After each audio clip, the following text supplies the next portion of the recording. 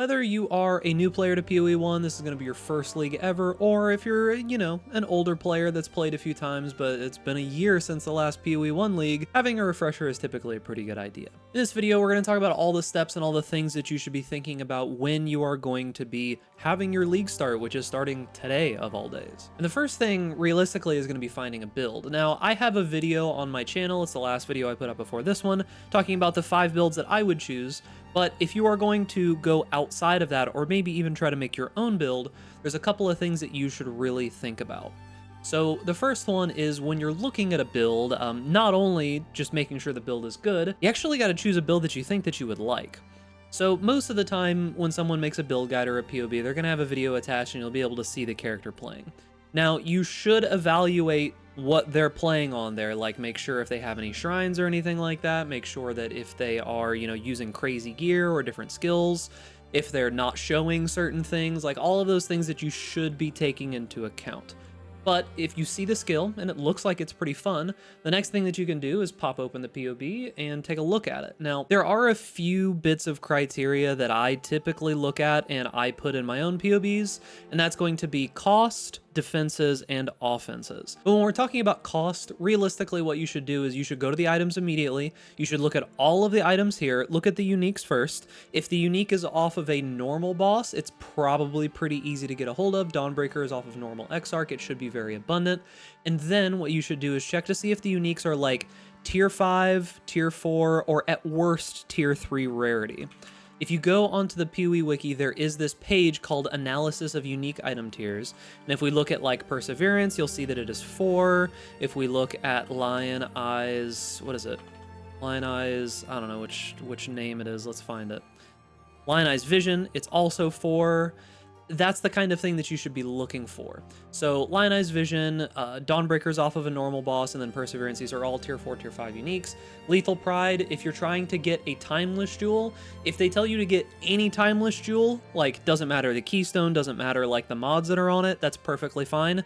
If they're starting to tell you to get like 3, 4 different mods with specific keystones and things like that, probably be a little bit hesitant about that. Next is going to be the rares. The rares realistically should have at most the lowest tier of Searing Exarch and Eater of World mods, and maybe 3 mods, at worst 4 mods on them, plus a crafted mod. Anything more than that, like if you see 5 mods that are all important plus a crafted mod, those are going to be almost impossible to get on League Start. 3 mods plus a crafted mod on all of your rares is much, much, much safer than trying to go for a whole bunch of them. Last thing is going to be looking at the skills here. So say if like the damage looks kind of, like worrisome or something like that, like if you go to the damage and you see like maybe 1 million and it's on a 6 link and all that kind of stuff, maybe start to be a little worried. If you see a couple million damage and it's only on a 5 link, that's probably safe. And then also look through the gems and see if there are any like awakened gems, or if they have any corrupted gems like level 21 gems or things like that. That can be pretty suspect when it comes to cost. Those can be very expensive. So that's most of how you evaluate cost on a build. The next thing is to evaluate defenses. Now, typically there are 3 aspects of defenses that I think are important.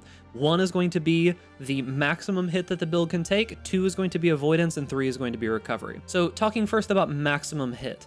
Typically, the physical max hit is something that matters the most here. This is the thing that's the hardest to get. Elemental max hit is also important, but it's not as important. Most of the time, getting resistances and maybe spell suppression or something like that is enough to get enough elemental resistance like max hit, but phys max hit can be a little bit hard. You probably, unless the build has insane avoidance, we're talking like block and evasion or like 90% evasion or something like that, you want at least 10k max phys hit, because you're going to get hit pretty frequently otherwise, and you don't want to die instantly. Now, another important thing when you're evaluating max phys hit is to look at conditionals. So one conditional is going to be flasks. So you'll see on this build, I do have these 2 flasks on because you will have them up almost all of the time while you're mapping. However, in worst case scenario, you might not have these up. We can see we still have 17k here and 33k here. So on top of that, what a lot of people will do is under Molten Shell, a lot of the time you'll go into a POB and they'll have Molten Shell ticked. If they have Molten Shell ticked, that's a little suspect because the uptime is not that good. Or, like even worse would be a Mortal Call if they have a Mortal Call ticked or something like that. But these should not be ticked even on a capstone damage taken, because this isn't always going to be up, because you can see it jumps up to like 27 and 53 when you do that. So those are conditionals. You should think about worst case scenario, not best case scenario. Next thing is going to be recovery. There should be some way for the build to recover its life, either through like life gain on block, leech, on hit, regen, energy shield recharge, just something like that. So like this build in particular has a little bit of regen and a lot of life leech and on hit recovery. Next thing is going to be avoidance. Avoidance is typically going to be things like block, evasion, spell block. So these are way more important than people give them like credit for. Even just getting 50% at least, and any more than that is much better, will make the build go from like completely just dying in maps constantly to feeling pretty good most of the time. Because if you get 50% evasion, that essentially reduces the amount of times that you're going to get hit by half, and it only scales up from there. Same thing works with block, same thing works with spell block. So double check those avoidance layers. Like if the build has absolutely no avoidance, it better have some way to deal with stuns, and it better have a absolute ridiculous amount of effective hit pool and a bunch of recovery. Lastly, let's talk about damage. I would say that this is probably the hardest part for people to evaluate, because every build is going to do different things, it's going to have different purposes, and the damage feel is going to be different. So say, for example, a melee build might show 10 million DPS, but your uptime with melee is going to be very bad most of the time. You're not going to have that full DPS all the time. When compared to a dot build, which as long as you keep your dots going, you have 100% uptime on your damage no matter what you're doing, even if you're moving. So that's the thing that you should kind of be aware of. So if a build has like 2 million dot DPS, that's quite good. But if a build has like only 1 or 2 million hit DPS and it's like melee, that's not too good. Another thing to be aware of is how are you actually going to cast your skill, whatever it might be. You should have some way to deal with the mana cost, whether it be mana regen, mana leech, whatever it might be. Using life tap on some of the abilities, you should be able to actually cast your skill. And lastly, I would take a look at the configuration. This league, there's going to be a lot of custom configuration stuff going on, so I don't like hold it against you if you're not going to be able to like decipher a lot of this stuff. But the mercenary buffs are pretty fair most of the time. If they're putting in mercenary buffs and it seems reasonable, it seems okay. But I would probably wait until the skill tree is fully updated and everything. And like if you see like this long of you know, like random like custom modifiers, like if you scale down the custom modifiers here and there's like 100 lines of them, maybe be a little bit hesitant. Beyond that, in the configuration, you kind of have to have some game knowledge to know what you're looking at in here, because there's a lot of conditional stuff that can be in here. The larger creators will typically do this well, but I can't really give you very great information for just random stuff that you're going to find. Next thing is going to be about picking up gear, gearing your character, going through the campaign, all that kind of stuff. The very first thing, get a filter. Go to filterblade.xyz, go to PoE1, and I suggest that almost always you just go with semi-strict on league start, and then slowly move your way up as you feel like there's too much loot on your screen. If you don't know what you're doing with customization, don't mess with this. Just go with whatever Neversink puts into the softcore trade filter if that's what you're playing. If you're playing hardcore, go into the hardcore trade filter. But I would not go in here and do a whole bunch of crazy changing stuff if you don't know what you're doing. Start with semi-strict, and then probably around the time you get into maps, you can move to strict. And then when you're farming your in-game stuff, you can move to very strict. If you are a juicer, at the very end of the game, you can move to uber strict, but I would probably stick with very strict towards the end. Now, after you go through the filter, you can export this to PoE. You can log into your account here. It'll ask you to do all that stuff, name it, and then when you go into game, the filter will show up in your game here under item filters. You'll see all of these ones that are in blue. These are all of the ones that I have loaded through this website. So that's what I suggest that you do. Get a filter first. After you've gotten the filter and you're in game and you're playing through the campaign, one big thing to know about the campaign in particular is that if you want to get through the campaign faster, the biggest mistake that most people make is just not actually moving.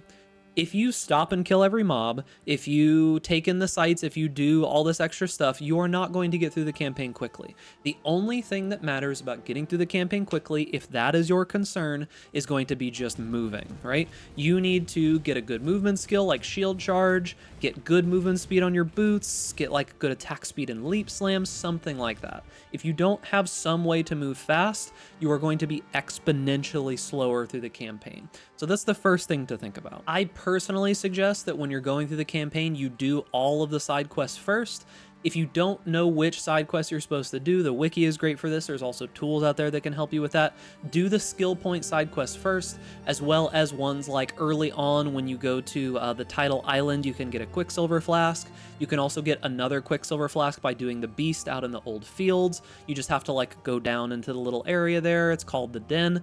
These are all very powerful. Get yourself familiar with which quests give you items that you care about or give you skill points in general. Next is if you're going to be doing a build transition, like I'm going to be swapping into wands from my original build that I was playing here, you should think about leveling your skill gems for your second build, whatever that might be. So if you're going to be leveling up as Ellie Hit of the Spectrum, get a hold of this as quickly as you can and put it in your offhand so that it'll level up and be ready for you when you're ready to swap skills. Because if you don't, you're probably going to have to buy a level 1 gem and then you're going to have to wait another, I don't even know, it could take a couple of hours before you're able to swap to your new character, essentially. Next thing when it comes to gear is buying gear, selling items and such, making currency.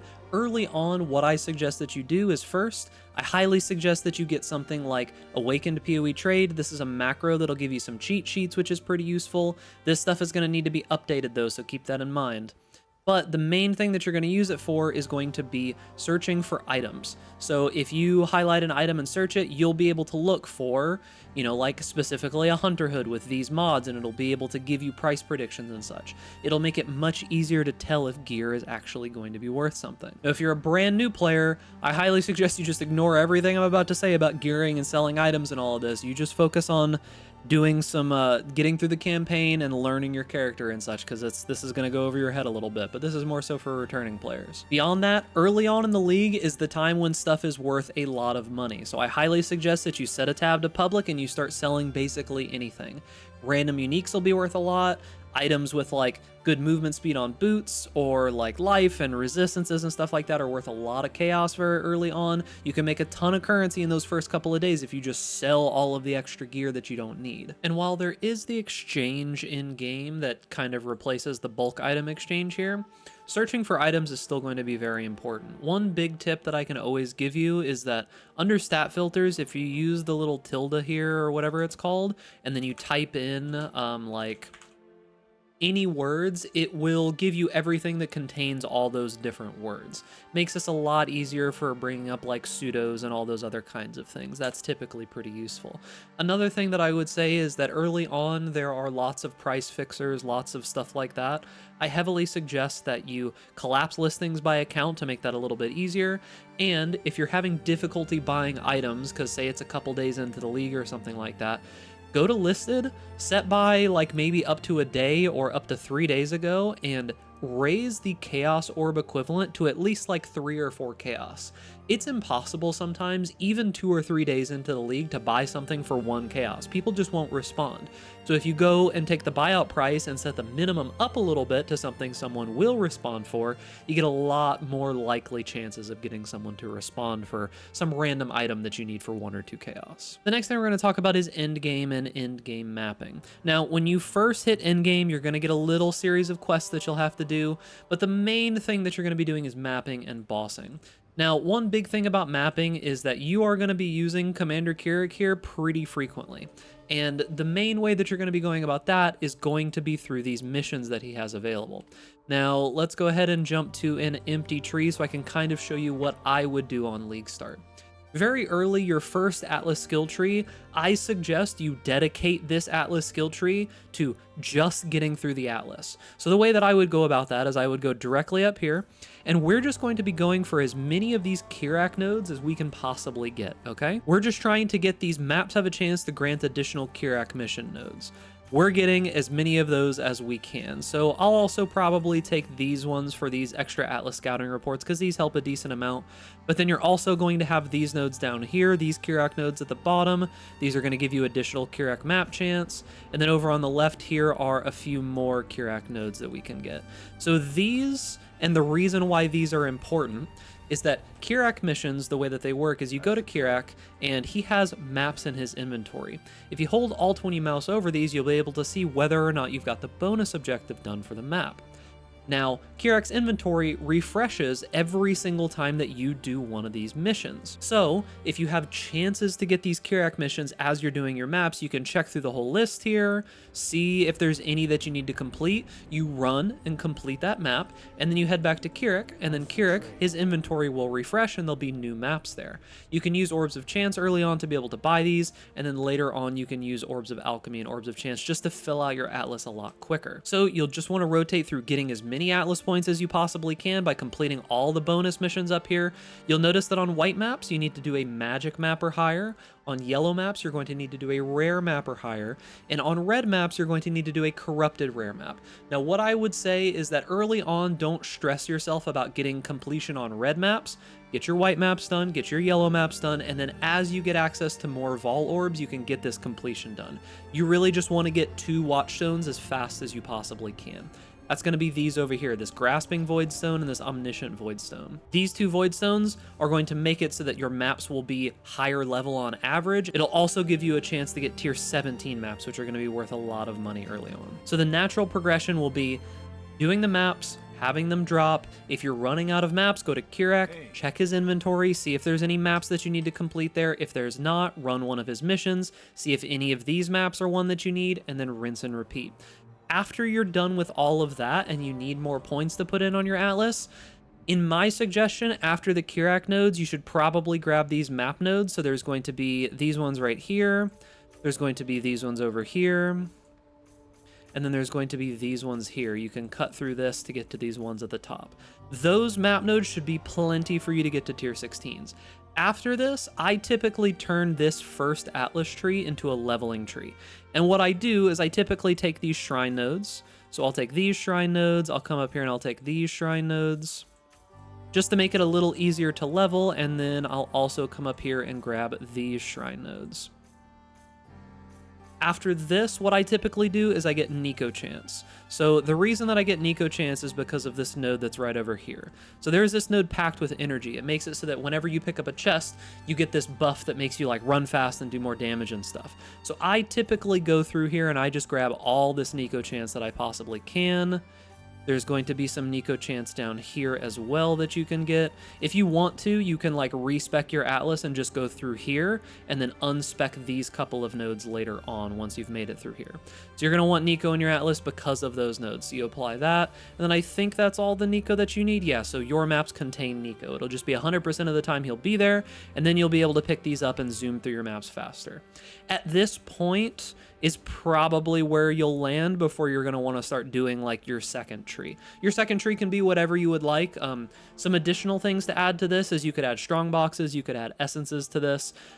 I personally, as I get later on, I start doing Abyss stuff. That's not Abyss, this is Abyss. I start doing Abyss stuff on my leveling tree because that tends to be best for leveling new characters. It's just a lot of mobs and it's really fast for leveling. So that's what I would do with your Atlas tree. And then on your second and third Atlas tree, you can choose whatever you like. If you want to farm Legion, or you want to farm Breach, or you want to farm bosses, whatever you'd like to do. And as a last note about your Atlas, make sure that you use these nodes here. These nodes in particular are very useful, especially if you don't like doing certain kinds of content. If you just never run Breaches, or you never run your Abysses, or you don't do Expedition, turn them off, because there's no reason for you to have these in your map. The only way that I would say that you don't want to turn these off is if certain scarabs from certain mechanics are worth a lot of money. You don't want to disable them. That would be bad. So after you finished your first character, and maybe now you are ready to transition either into a different build on that first character, or you're looking at making your second character. We're going to talk mostly about transitioning your first character here, because making a second character, you just make it, level it up, and do all the same stuff again.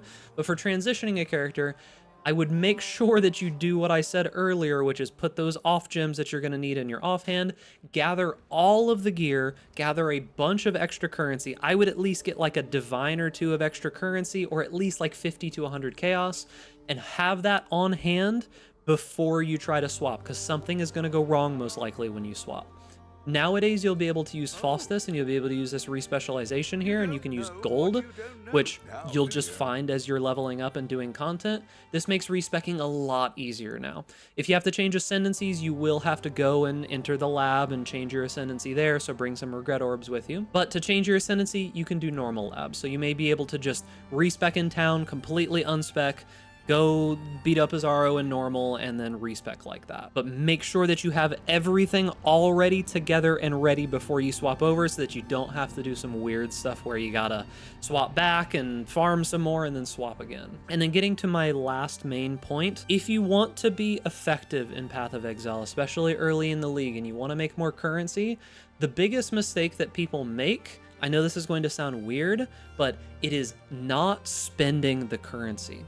The vast majority of people make way less money than they could because they don't spend currency on upgrading their character, meaning you're going to be slower and you're not going to be as powerful, and they don't spend money on better strategies.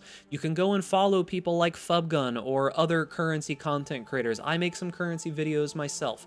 You can follow these people, see what they're doing, copy their currency strategies, and just invest the money and make money off of having a good character that can, blast through maps. Just like in real life, you gotta spend money to be able to make money. If you're constantly pinching pennies over a chaos here, chaos there, you're gonna be way behind the people that are like, oh, I'll throw a divine into buying scarabs here. That's perfectly fine, because they know they're going to make more money off of that divine. And that's gonna be it for the video. I hope that you guys have a wonderful, awesome league start. If you need a league start build, I made that video already, the previous one before this, that has my top 5 recommendations.